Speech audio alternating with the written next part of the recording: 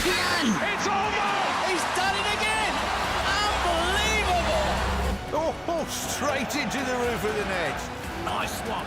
Straight down the middle. So a good performance. Hello and welcome to Firstpost. I'm Rupha Ramani. Let's get started.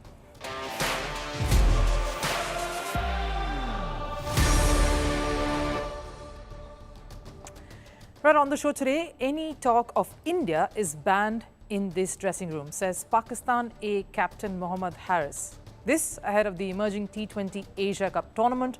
The statement, of course, comes at a time when Pakistan desperately needs India to agree to travel for the ICC Champions Trophy next year. The English Cricket Board have also now come out saying no India means no Champions Trophy. More on this in the show. Kylian Mbappe is a marked man. Though no official charges have been made just yet, the rape allegation swirling in the Swedish media has opened another can of worms. How will Mbappe navigate through this storm and emerge unscathed? India's new generation of chess superstars are truly here in what was a generational shifting game. Our Pragyananda outwitted his mentor, Vishwanathan Anand, in the WR chess tournament in London. And a shocking slow start by the Indian men's cricket team in Bengaluru as New Zealand rattles the hosts. Can India script another glorious comeback here? But first, a look at the headlines. Starting with cricket, Pakistan seemed to have bounced back in the second test against England. This is in that series at home. After posting 366 in their first innings, Pakistan bowled England out for 291. Sajid Khan, with his 7 wickets, wrapped up the England innings to give Pakistan a narrow lead of 75. In response, in the second innings, Pakistan has set a target of 297 at the end of day 3 play. England are 36 for the loss of 2 wickets. The ICC has added 3 new legends to its Hall of Fame. They are South Africa's former explosive batter, A.B. de Villiers, former captain of England, Alistair Cook, and one of India's greatest women spin bowlers, Neethu David. The ICC Hall of Fame is an honour given to cricketers to recognise their exceptional contributions to the sport. Shakib has been named in the squad for the first test match against South Africa in the home series in Bangladesh. The match the first test, in fact, starts on October 21st and is expected to be Shakib's farewell to Test cricket. Bangladesh will host South Africa for a 2-match test series this year. There was a lot of talk around security to be provided to Shakib to play in front of his own home crowd. Over in football, Atletico Madrid won't be selling tickets for their next 5 away matches after receiving sanctions from European governing body UEFA and Spanish Football Federation RFEF. This comes after Atletico fans displayed racist and discriminatory behaviour during their 4-0 loss to Benfica at the Champions League. And summing it up with basketball news. Women's basketball star Caitlin Clark has been named in the 2024 All-WNBA first team. The Indiana Fever guard is the first rookie in 16 years to be part of this elite list. Earlier, Clark was named Rookie of the Year. She's averaging 19.2 points per match in her debut season. The emerging Asia Cup T20 tournament is about to get underway. It's very similar to the Asia Cup tournament for the senior sides in cricket. Countries around Asia competing for glory. There are 2 groups here, and as we would know it, India and Pakistan are in the same group. The tournament is being held in Oman. But what's making the headlines is not the upcoming stars ready to burst onto the international scene, but a statement that Pakistan A captain Mohammad Haris made. Take a look at that first. It's the first time ever that we are not allowed to talk about India in the dressing room. You don't have to think about India. We have to think about other teams as well. I have been in the senior Pakistan team, played the last World Cup as well. It creates so much pressure.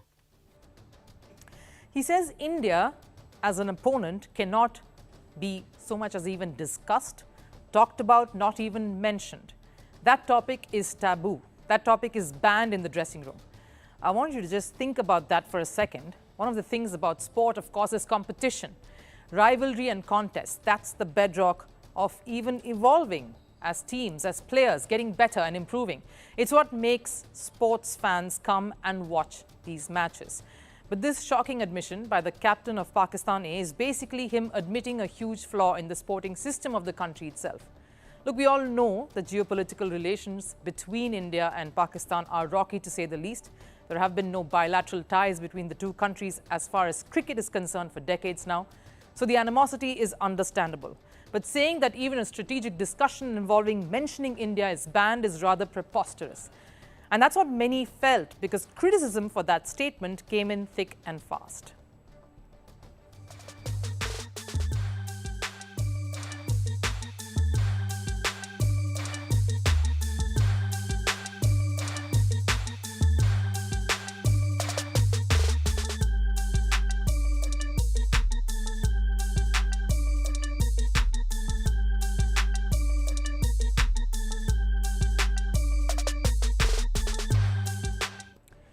I wouldn't put the blame on Haris here. He's talking about a scenario that exists in the dressing room. It's a mere admission. He says all that ever does is build pressure. It builds anxiety. That's the reason why they do not discuss India at all. Yes, there's always pressure in a contest. That's what is the beauty of sport. Pressure is an aspect every athlete and team has to deal with on a regular basis at professional sporting structures. But imagine to what extent it must be when it comes to Pakistan facing India that they are told to not even talk about the opponents. This despite Pakistan A being defending champions. They won the last edition of this emerging Asia Cup tournament, beating whom? India by 128 runs. This was in the ODI format against a Yash Dul-led India side. I'll tell you why this comment is disastrous in the current scenarios, because Pakistan is set to host an ICC event after nearly 3 decades. The ICC Champions Trophy in 2025, that's the talk about right now. There are renovations underway in the venues that is set to host the matches even as we speak. ICC has sanctioned the budgeting for all of this. They even went over to do the inspections recently, supervise the progress that's made so far. But here's the snag. Will India travel to Pakistan? That was always the concern, but PCB was firm that things will fall into place in this regard. They have the backing of the ICC after all, the governing body. There were reports of a hybrid model for this also that started emerging some weeks ago, with every match being hosted in Pakistan, barring the India games, including the big one against Pakistan. Then some days ago, fresh reports again came out that if India did not consent to travel to Pakistan, then the knockout matches, that is, if India gets there, would have to be moved out of Pakistan, including the possibility of the final as well. PCB, the board, still standing its ground and wanting this situation not to happen. The matches not to be taken out of the country. It just means that the entire tournament isn't being held there. They lose revenue. They don't have the full broadcast rights. It's a loss.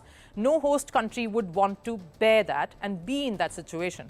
But here's what's happened recently. ECB, the England Cricket Board, has stepped in to weigh in on the matter as an invested party, of course, and here's what they had to say. If you play the Champions Trophy without India or Pakistan, the broadcast rights aren't there. That's the key. I know Pakistan are expecting India to travel. But also, when was the last time Pakistan hosted any kind of ICC trophy? Hopefully we can have the fullest possible competition in Pakistan. If that's not possible, we know there are options available. So a few things to understand here. Let me break this down for you. First, what is ECB saying? They're saying that for an ICC event to be a success, India has to be there. Second, for monies to come in, which includes everything from the sponsors to the rights to revenue to the ticketing, etc., India needs to play Pakistan. If none of that is happening, the tournament cannot take place in Pakistan. He pretty much says that there can be no middle path here. Now, why is he so concerned about this? Because every board benefits from a financially successful ICC event. That's how the module is. And how financially successful it will be depends on India's attendance. That's why everything seems to be hanging by the balance given the scenario that we're in now. And statements like the one that Mohammad Haris just made can only sensitivize the situation further, strike a raw nerve in an otherwise strained, delicate relationship that ICC and cricket is hinging on at the moment.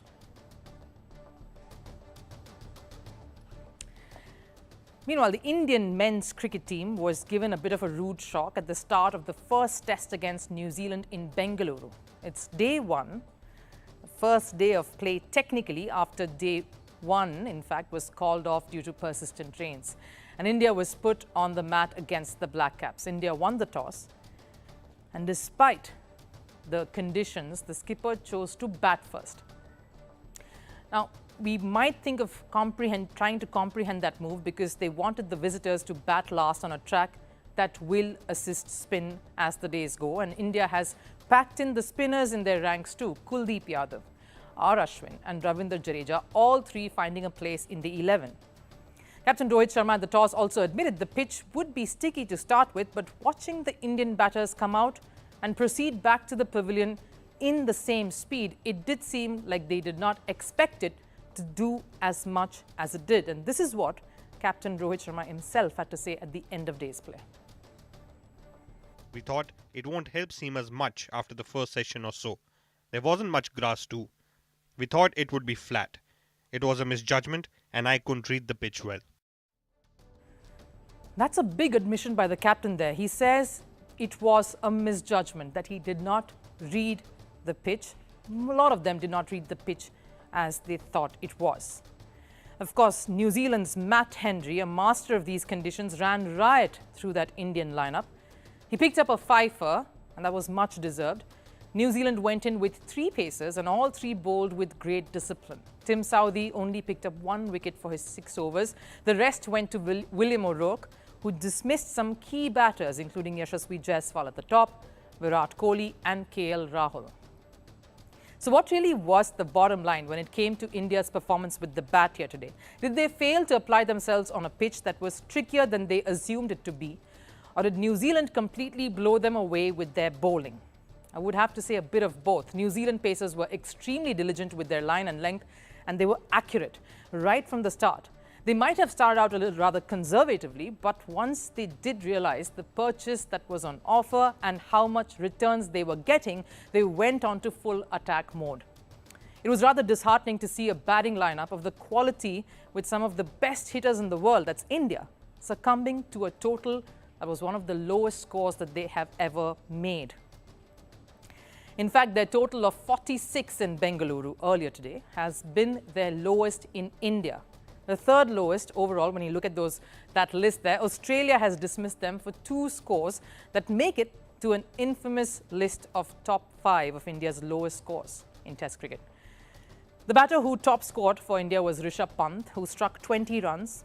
Netizens, though, went a little crazy with the memes after that innings.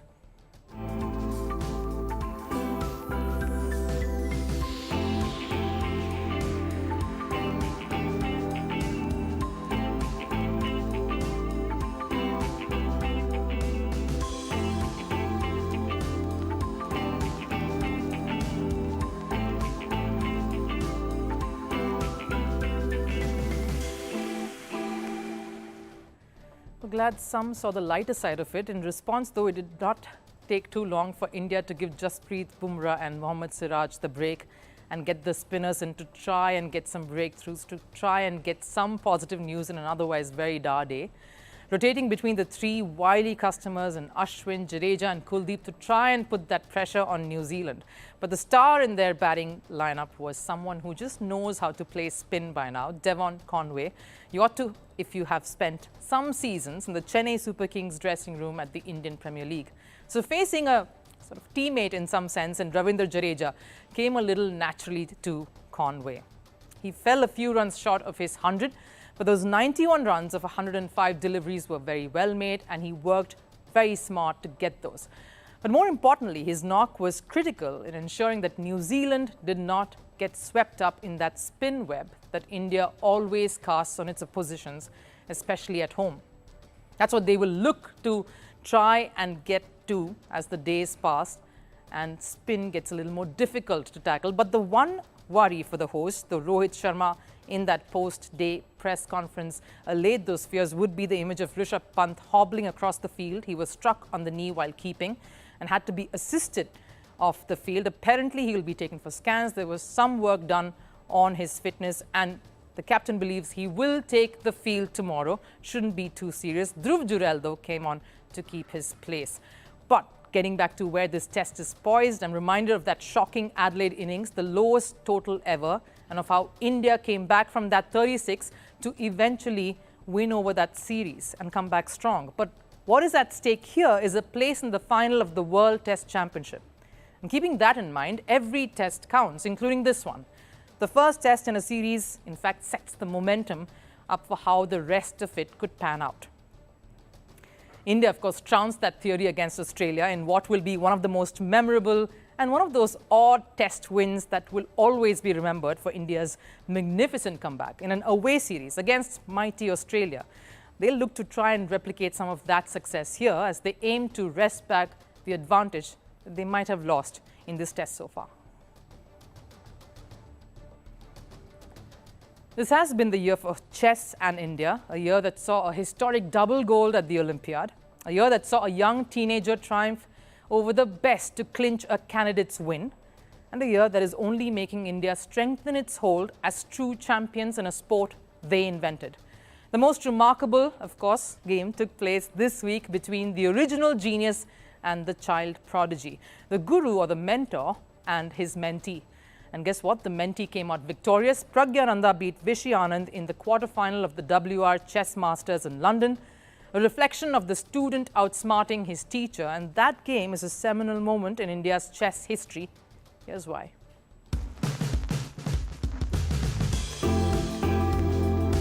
Indian chess has seen a massive shift in the past decade. From one renowned face and the greatest India has ever produced in Vishwanathan Anand to multiple challengers at every chess event, India is slowly becoming the powerhouse. And the key contributor in that success has been Anand, because apart from bringing accolades to the country, he has also paved the way for the next generation. Anand has mentored 3 out of the top 25 players in the FIDE rankings: Vidit Gujarati, D. Gukesh and R. Pragnananda. So when the mentees have got the training to be the best, they ought to shine at the grandest stage. So much so that the next generation is going one step further and defeating their mentor. Pragnananda beat Vishwanathan Anand 2-1 in the quarter-final of the WR Chess Masters in London. The duo drew both their classical matches, but it was Pragnananda who got the better of Anand in the Armageddon by playing with white pieces. And it's not just the win that stood out. Pragnananda defeated Anand in just 26 moves to seal the semi-final berth. Maybe pulling some of the moves that Anand himself taught the world number 12 when Pragnananda visited his residence in 2019.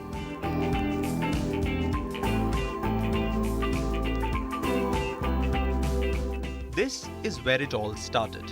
Anand grooming the young prodigies, because even if the coaching lessons weren't too long, just a few minutes with a world champion would have sharpened the minds of 2 of India's brightest. In fact, any big achievement by India on the global stage is often credited to Anand and what he did to lead the way for the floodgates to open. A very impressive double gold achievement by India. Vishy's children are all grown up and chess is coming home. This is what Garry Kasparov said after that historic win at the Olympiad. This is the kind of impact Anand has had on some of the kids he has mentored. And at the Chess Olympiad, these 3 were clinical in helping their team win gold. So when Anand got beaten by Pragnananda, it only proved how Vishy's children are not just shining on the big stage, but also outwitting the master. And though a loss is a loss, every step India's next generation takes is a win for Anand too. D. Gukesh is challenging Dinli Jain for the World Championship title in a few weeks from now. Pragnananda has already reached the World Cup final, only the second Indian after Anand to do so. And even the finalist in the WR Chess Masters, Arjun Erigesi, was mentored by Anand before the Hangzhou Asian Games. What this win symbolizes is the perfect gift Anand could ever wish for. When the kids he has guided, he has probably helped, even inspired to grow on to be, go ahead and beat him at his own play. Pragnananda went on to lose to Erigesi eventually, but this game signaled the shift in Indian chess, where the momentum sits at currently, and it rests in the best hands possible, the next generation. Kylian Mbappe is stuck in the middle of yet another raging storm, and it's been a series of very turbulent episodes that he's had to deal with over the last few weeks alone. First, his dedication towards France was questioned. Later, he was criticized for visiting a pub in Sweden, and his commitment towards Real Madrid doubted. Now Mbappe is being accused of rape in Sweden. Though the rape investigation has been opened without mentioning Kylian Mbappe's name, it's all of this that is bound to have an impact on the football star.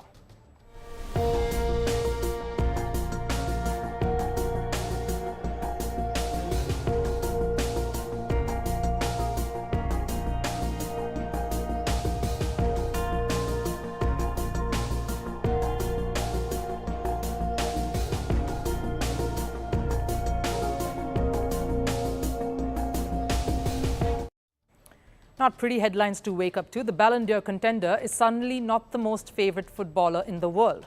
So obviously, he had to make a statement through his lawyers. He is stunned to hear that it could concern him. He is not aware of the extent of the media frenzy, but is completely calm and does not understand what he could be accused of. This is the reason why we are going to file a complaint for libel.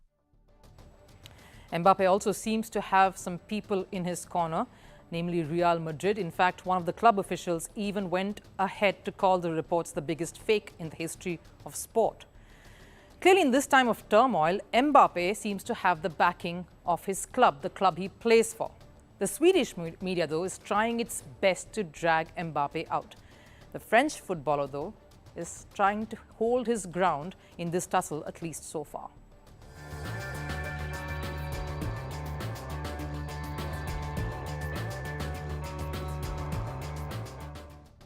That's the only comment Mbappe himself has made. That's a tweet he posted. The interesting point to note here, Mbappe says the news comes a day before a hearing. There's another hearing that Mbappe is part of. This one pertains to him seeking his salary and compensations from his former club, Paris Saint-Germain. Mbappe claims that it is odd for such news to emerge prior to the PSG hearing, basically insinuating that the news is being fanned in an effort to tarnish his image. That's what Mbappe believes. His teammates, though, are trying to brush this aside, saying anything connected to Mbappe always means extra scrutiny. I think we are giving too much importance to the Mbappe thing. Everyone can think what they want, but we know that every time it is about Kylian, it is exaggerated. Just to clarify, that statement that Tushimeni made was after Mbappe faced the heat for being spotted in the Swedish club. This was some days ago. Allegations of rape certainly are more grave. And even if Mbappe claims he didn't do anything wrong, the accusations of rape are alone enough to leave its repercussions on everyone, more so Mbappe. Because in the past, some of the biggest names in football who have actually been associated with rape cases have seen their careers get derailed, rightfully so. Dani Alves recently who was found guilty of rape charges. He might face a potential sentence of 4 to 5 years. Brazil legend Robinho is facing jail sentence for a gang rape case in 2017. And it's not just footballers who have retired, but the list also includes current players like Manchester United sensation Mason Greenwood. He was suspended from the club while his rape trial was ongoing and was later transferred to other club even after the charges were dropped. Clearly, the club didn't want anything to do with Greenwood even after he was cleared by the court. The biggest name associated to a rape charge was Cristiano Ronaldo. The incident reportedly occurred in 2009.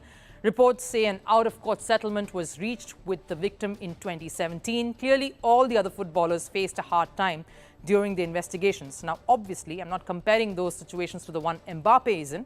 It's slightly different here. There's no official charge made yet. Mbappe has not been named in those charges yet. But the larger point to make is how the mere association can affect a player and his career here. So here's what's commendable to see, though. Mbappe, despite all of this that he's involved in currently, the storm that he's in, is continuing to do and focus on what he knows best.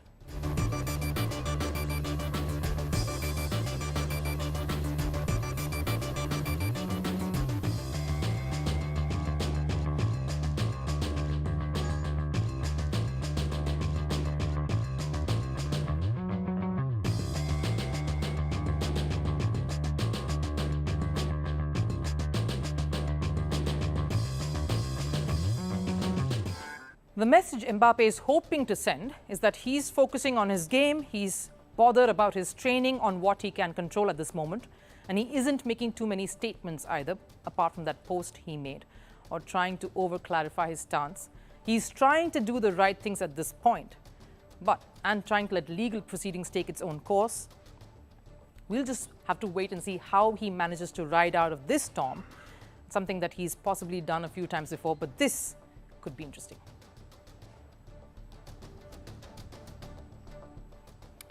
Time for last serve. NBA legend Michael Jordan's jersey is set to hit the auction table. It's from his iconic 1996-97 season for the Chicago Bulls. It's estimated to fetch at least $4 million. The auction will be held on the 23rd of October in New York. Take a look.